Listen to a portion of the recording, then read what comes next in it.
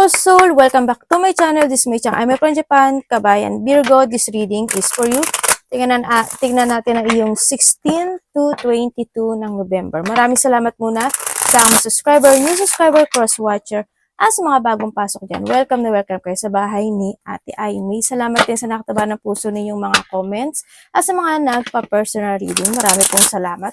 Kung gusto niyo na energy niyo lang talaga, ang gusto niyo makuha natin, all the details is in description below.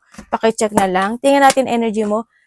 General reading tayo, Virgo, kunin mo lang sa'yo at itapon ang hindi naman sa'yo. Maaring vice versa, energy mo, energy ng person mo, energy ng malapit sa puso mo, nangyayari, or mangyayari pala. Use your own intuition, lawakan nyo yung isipan, ano man ang gender mo, ano man ang edad mo.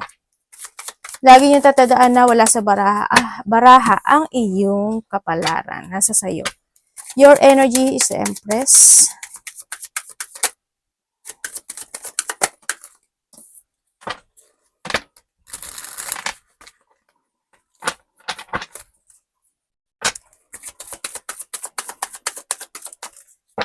Okay. Okay, ang energy mo this week, nandito ka sa sitwasyon mo na more ka magiging very careful when it comes sa sarili mo. Yan, siguro nandun ka sa point na mas aalagaan mo yung sarili mo. Yan, may mga sitwasyon na magbibigay ka ng effort this week sa nakikita ko sa'yo dito. And also, kasi ando ka naman talaga sa point na alam mo, always you keeping your feelings, no?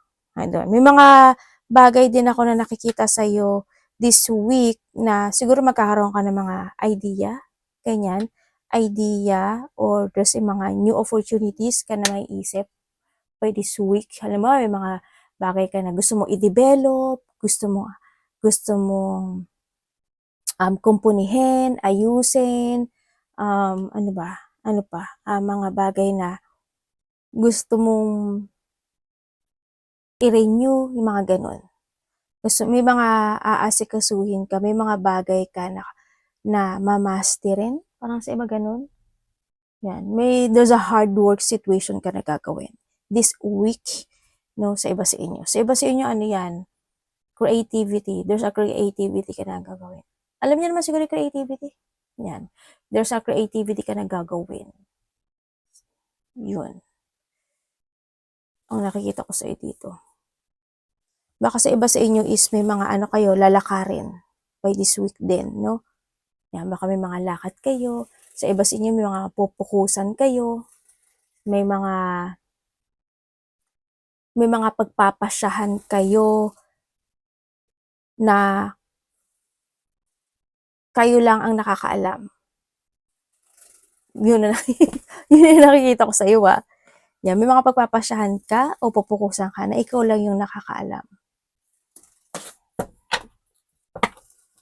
Siguro yan, own idea, sariling idea. Ganyan. Anong parating kay Virgo? Yan, iba dito may mga travel, malayo man o malapit, may mga lakad or travel situation. May mga tatrabahuhin ka daw kasi dito Yun. Parating sa kanya this week. Kay Virgo po. Oh, okay. Ano yun, universe?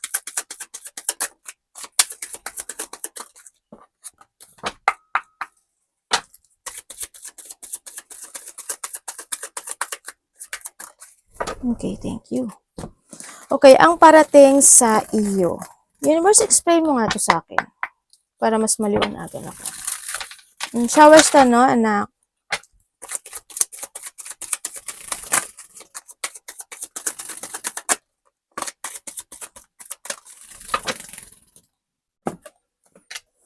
Okay. Okay, merong parating sa iyo. Parating sa iyo is meron kang sa iba dito bago to. Either bago opportunity or bagong project. Sa iba naman sa inyo, merong isang sitwasyon na dati na nagagawin nyo ngayon, muli. Parang ginawa mo na siya dati, tapos gagawin mo siya ngayon this week. Uli. Yun. Parang nandun din sa point na para may mga bagay o may mga sitwasyon ka na iisipin Yan, may mga self-questioning ka sa sarili mo. Ayan, may mga tatakbo na self-questioning sarili mo. And also, parating sa'yo, there's an offering.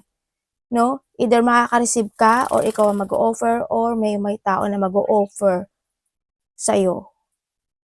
May offer eh. Ako nakikita eh.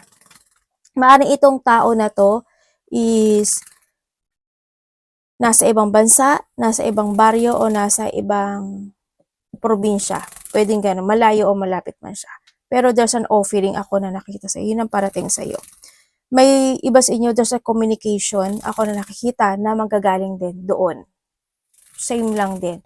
Either nasa ibang lugar, probinsya, o ibang bansa. Or ikaw ang makikipag-communicate. Ha? May communication din ako nakita sa iyo. And meron din ako nakikita na pagpapayo.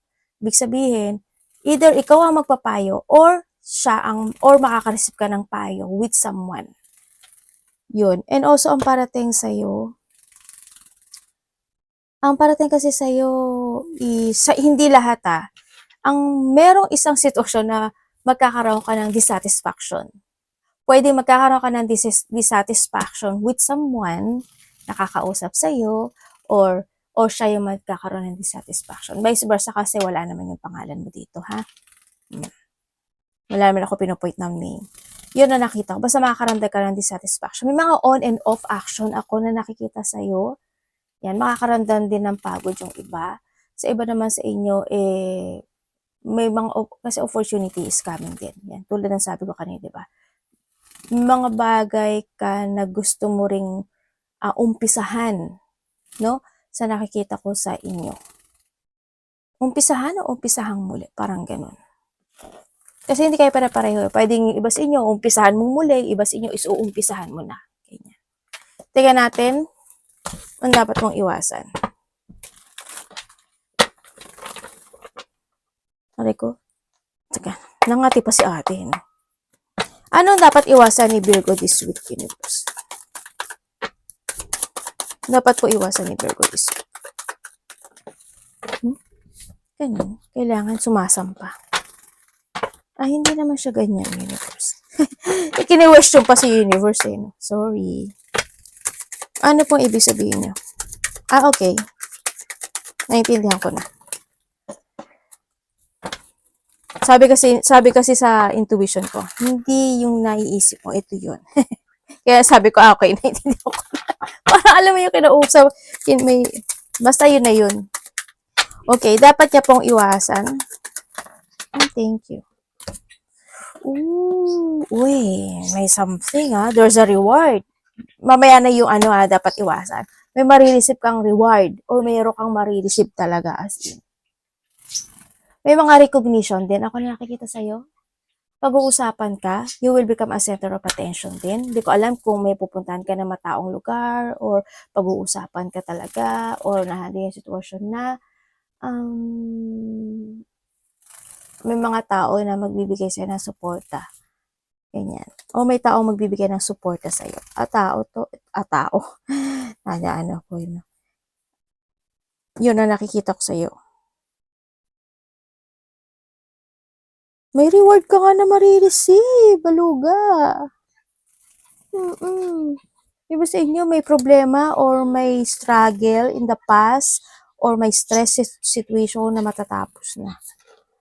Okay, ang dapat mong iwasan.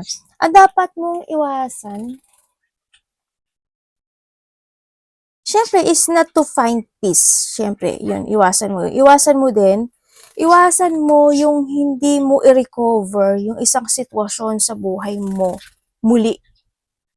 Hindi ko alam what way eh. Pwedeng halimbawa, relationship.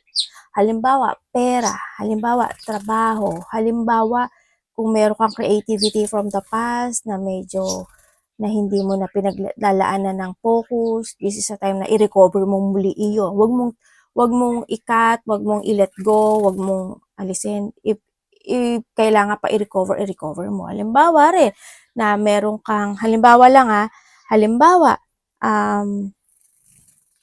nasa social media ka halimbawa, pero yung social media mo na yan is parang hindi mo na napofokusan kasi parang hindi na rin naman nag-work, ganyan. May sinasabi to na, yun, iwasan mo na hindi mo i-recover yun. Kung pupukusan mo lang siya at magkakaroon ka ng bagong plano or magkakaroon ka ng bagong layunin at mag-iisip ka ng advantage dun sa bagay na yon, gawin mo hanggat maaari. Yun ang sabi dito. Something need to recover, kumbaga, no? Sa nakikita ko sa'yo dito. Yun. Kahit ano man yan na bagay. Yan, iwasan mo, syempre yung hindi ka magkaroon ng self-forgiveness sa sarili mo is not also healing, ganyan. Yung hindi mo rin pilitin yung sarili mo sa isang sitwasyon to recover, or sa isang sitwasyon na maayos, o sa isang sitwasyon na kumpunihin, or sa isang sitwasyon na kumbaga ibalik mo yung dati. Ibalik mo yung pwedeng sa sarili mo, ibalik mo yung sarili mong dating ikaw, o kaya may mga bagay na kailangan mong ibalik muli. Hindi ko ma-explain paano. Hindi ko alam kung anong sample ang bibigay ko sa inyo. Basta alam nyo na yan. Ano ba to, ate? Tingnan natin ang love. Love is sa lahat, kapatid, anak, magulang, karelasyon, kaibigan, pamilya. Kamusta ang love this week ni Virgo? Kung ano man yan. Ano ba? Kahit maliliit na bagay. Halimbawa, may inaayos akong electric fan. Dahil sa tamad ako, pinabayaan ko lang siya sa isang sulok. Diba?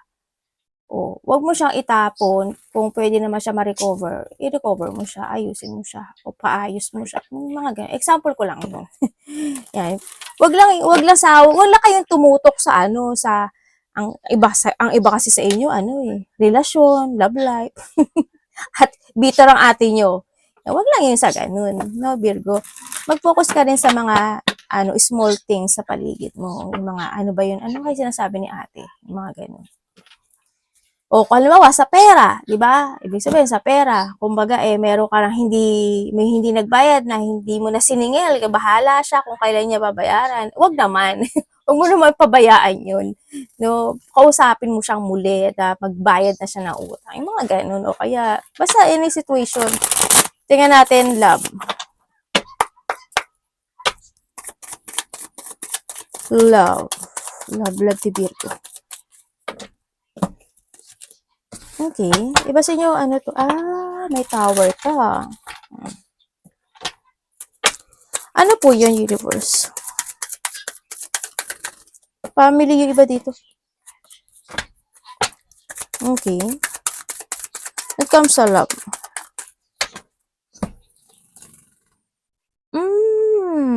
Okay. Iba dito, kasamahan to sa trabaho, ganyan. So, iba dito, may third party. Okay, when it comes sa love, kung kayo is nagkahiwalay nitong tao na ito, kung kayo, oo, kasi magkaiba kayo eh. LDR ba kayo? So, iba dito, LDR to. Iba dito, LDR. Kung magkahiwalay kayo nitong tao na ito, magkakaroon ng apology.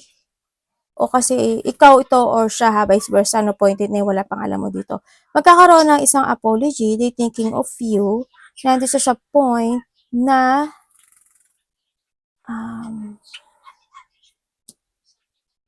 kasi still interested pa siya sa iyo eh. Sa nakikita ko to, nagiging mabagal lang ang lahat sa kanya, pero want to develop daw itong relationship na to. May sinasabi siya na want to heal. Maybe gusto niya i-heal muna yung sarili niya, or want to heal this relationship. Yun na nakita ko. Kasi in the past, sobrang nagkaroon ng mga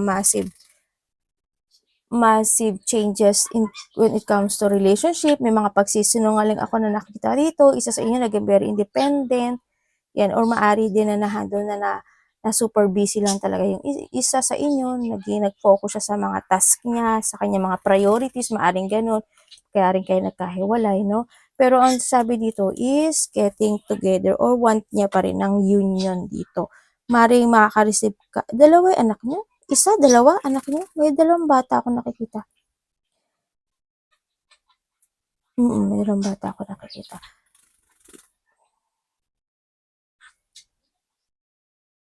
Kung kayo is may anak, yung isang anak mo, napaka-active. Yung isang anak mo, napaka-active. Marami siyang interes sa buhay, kumbaga, no? Yung isa kasi ano siya parang go to the flow. Yun ang nakikita ko sa kanya. Go to the flow yung isang anak mo. Ano din, mapagmahal, um, maaring malambing din ito. Yung isa, active siya. Ewan ko ba sa, ano siya, adventurous kasi yung isa. Alam mo yun? Or na-handle yung situation na nagkakaroon siya ng maraming plano sa buhay. Pwedeng gano'n sa iba. Yun. Sa iba ha, yun. Kung may anak kayo. Okay, sa iba sa inyo, yun nga, gusto niya ng getting together dito. Want to develop something, may sinasabi siyang healing situation, want to heal something pa, parang may ganun. Ako nakikita sa kanya. Sa part niya, o in this relationship, yun. Parang may inaayos siya. Hindi ko maintindihan, parang may sinasabi siyang inaayos. Parang may bagay daw siyang gustong baguhin. Inaayos, parang ganun. Ako nakikita dito. Yan, may mga bagay kasi siya na ini-evaluate. Alam mo yun? Pero nasa isip niya na gusto niya kong kumonek sa'yo. So, may sabi siyang unfinished business eh. Yun ang sabi niya. Sa mga magkakarelasyon naman, you try to make it balance yung relationship, no? Kahit na, syempre, siguro both kayo na tahimik lang din sa nakikita ko dito. May mga bagay din siguro na nagkakaroon ng mga hindi pagkakaunawaan, sometimes natural yun, or maybe di yung point na focus kayo sa mga trabaho nyo, sa mga gawain nyo sa buhay. Pero nahando naman na kahit papaano, nagkakaroon ng healing situation, ano, pagdating dito sa relationship. Yun. Kumbaga, matagal na rin yung iba dito, no? Medyo matagal na rin kayo. Kasi andito naman si happiness. Yan. Kahit papaano, you will receive something happiness and enjoyment sa relationship na ito. Kung kayo is may third party, kahit na doon yung third party sa nakikita ko dito, kasi isa independent, try to work it hard to develop yung relationship na ito. Yun na nakikita ko. Isa sa inyo ganun. Tinatry pa rin ma-develop. Yung isa sa inyo, nagiging patient kasi yung isa. Maaaring matagal na rin siyang nagiging patient sa mga nagkaroon sa may mga third party dyan. Okay. Sabi ko na nga ba may something sa ulo ko, anak. Sorry Ito mo nagpupunas ako. Pero ako sabi ko, basa pa naman yung buhok ko. Yun, ang nakikita ko sa iyo dito. Tahimik lang no? Hindi ko alam kung sino. Siguro pareho kayong tahimik. Anak, wag kang sa ulo ni mami. Kasi may tahimik na tao. O pareho lang kayong tahimik. O may mga kanya-kanya kayong gawain, maybe. Kaya ganun nakikita ko yung pagiging tahimik. Yun, tingnan natin. Sayang yung oras. Virgo.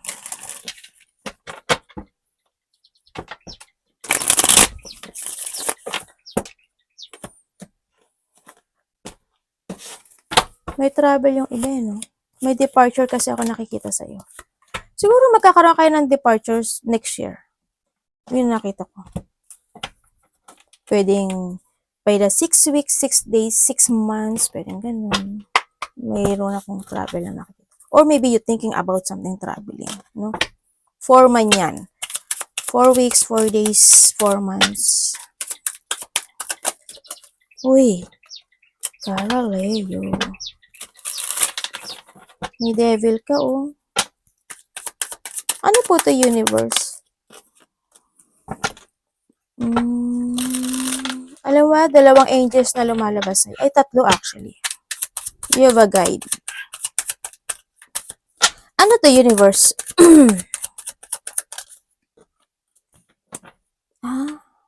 Okay.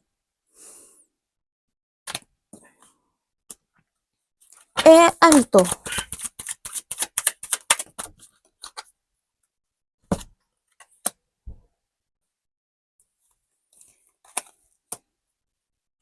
Sa nakikita ko sa'yo dito,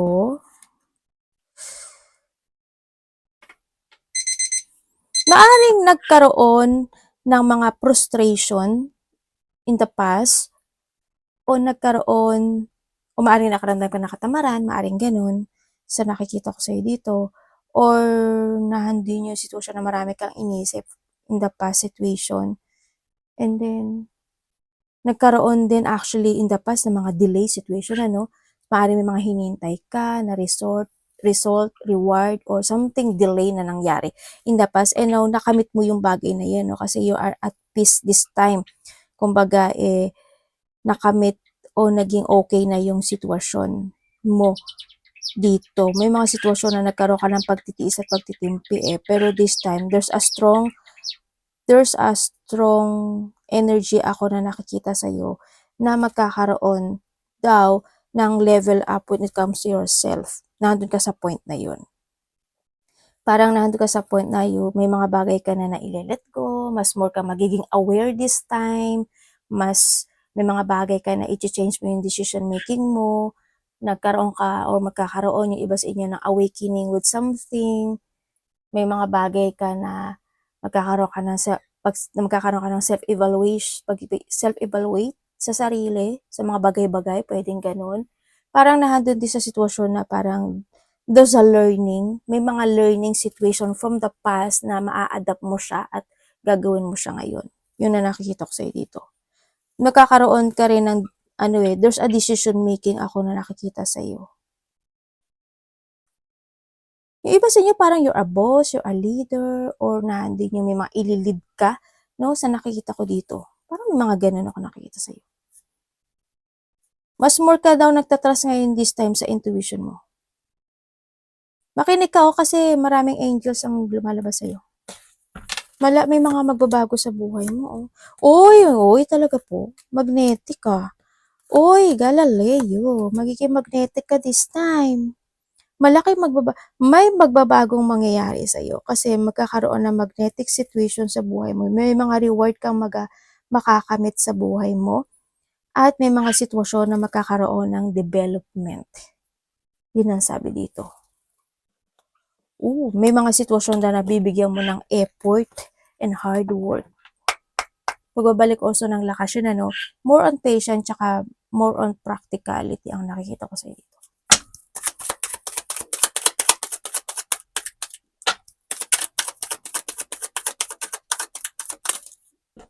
Dito sa iyo magkakaroon ka na ng clarity with something. Parang ang mga gagawin mo this time, you always have a purpose when it comes to a decision making. Parang nandun ka sa point na yun.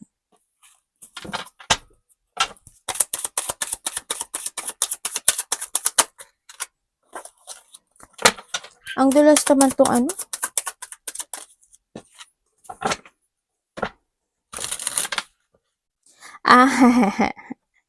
Natawa ako. Natawa ako, di ba? Hindi ako nagkabali. Sabi dito, meron daw na parating sa buhay mo na ikakabigla mo. Ikakabigla ka raw. Pwede rin na may makipag-communicate sa'yo na ikakabigla mo or makaka-receive ka ng information or something na ikakabigla mo. May nakikita rin ako dito na taong malapit sa'yo na pasaway. Parang hindi nagbabago ganyan. Yan, may mga sitwasyon din na may tao kasi may pagka-immature. Ako nakikita dito. May taong immature sa nakikita ko sa'yo dito. Yun ang parating. Also, magkakaroon ng communication with someone, tulad ng sabi ko kanina, tao na from a distance. May mga papasok na pera sa'yo. Parating na pera. No? Sa nakikita ko dito. May hinihintay ka? May paghihintay. Iba dito parang you're waiting for a manifestation. Or maybe handin yung sitwasyon na may mga valuable things ka na makakamit dito. May union ako nakikita sa'yo. Universe, pwedeng explain mo sa akin ito. Kuhanin ko ha.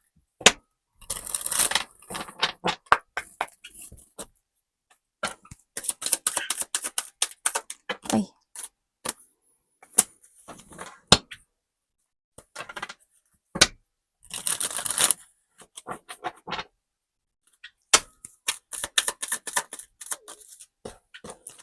Sakit na ulo ko.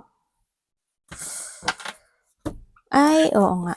Sa iba sa inyo is may taong pasaway, may mga ikakabigla mo na parating, may may tao dito na parang hindi siya nagbabago eh, no? May tao dito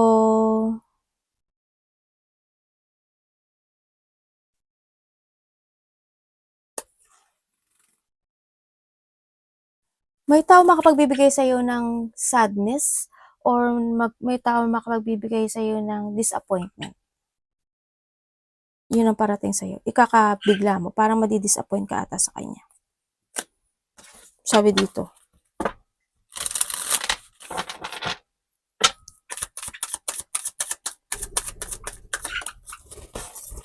Mm.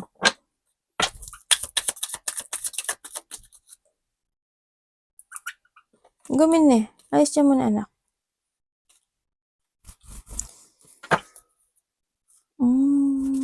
Ay, devil, oh. Devil, devil. Hindi maganda. Okay, so nakikita ko sa'yo dito, sama spying. Ako nakikita sa'yo. O yung iba sa inyo is merong mas bata sa'yo na kukonek sa'yo. Pwedeng anak mo, pwedeng kapatid mo, pwedeng karelasyon mo. Yan. May kukonek sa'yo. Either by internet, sa iba sa inyo. Sa iba naman sa inyo is nandito. Oo, ano, yung iba sa inyo, ano eh. Anak, dami. Yung iba sa inyo is may tao na gusto niya ng open communication sa'yo or ikaw ito ha. Yan. Also, there's a partnership coming sa'yo. Sa iba ha, sa iba. Ibig sabihin, may mga bagong tao ka na magkakaroon ng connection or magkakaroon sila ng partnership sa'yo. Yan. May mga pag-aaralan ka raw, aalamin, sisiyasatin. Yun. O baka mag-aaral kayo. O may mga aaralin ka, maaring ganun sa iba sa inyo. Sa nakikita ko sa'yo dito. Sa iba sa inyo, ano yan? Connection with the lovers.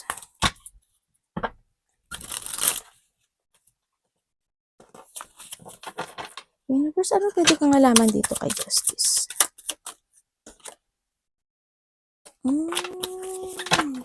Okay. Yun pa rin, sinabi ko. Hindi ko na sabihin, sinabi ko na eh. Kinonfirm ko lang kung tama yung sinabi ko kanina. Tama naman.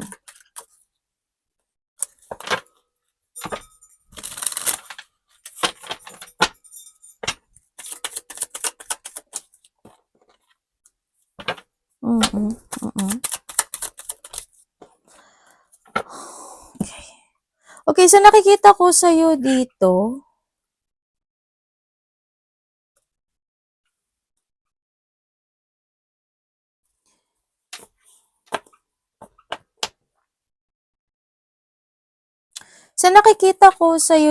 may ikaw ito or someone ha, kasi may tao dito na marami na marami siyang naiisip na bagay. Parang there's a dark thought situation. Ako na nakita, maaring may tao dito na may mga iniisip siya against sa'yo, pwedeng ganun, na hindi maganda, or ikaw ito sa kanya, pwedeng ganun. Sa iba naman sa inyo, ang nakikita ko dito is merong kang mga wishful thinking. Ako nakikita sa'yo na aaksyonan mo. Yun ang nakikita ko dito. Dito sa iba sa inyo may mga idea daw kayo na naiisip pero nai-stuck siya. Hindi ko alam ma'am, siguro hindi mo siya nagagawa. Siguro hindi mo siya na-actionan. Parang still stuck or stagnant yung bagay na yun o yung sitwasyon na yun. Maraming opportunity, ideas man yan na naiisip yun. Sa iba naman sa inyo is may mga delay nga ako nakikita sa iyo. And then also is may tao na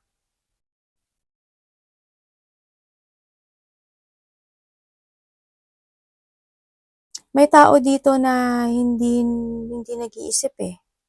May taong hindi nag-iisip ng tama. Ay, sabi ka. Pwede ikaw ito or siya ha, kasi vice versa tayo. Wala namang pangalan mo dito. May taong hindi nag-iisip ng tama. Hindi ko naman sinasabing hindi nag-iisip ng tama. Siguro ano siya, maisipan niya, ganun. Yung nakikita ko dito.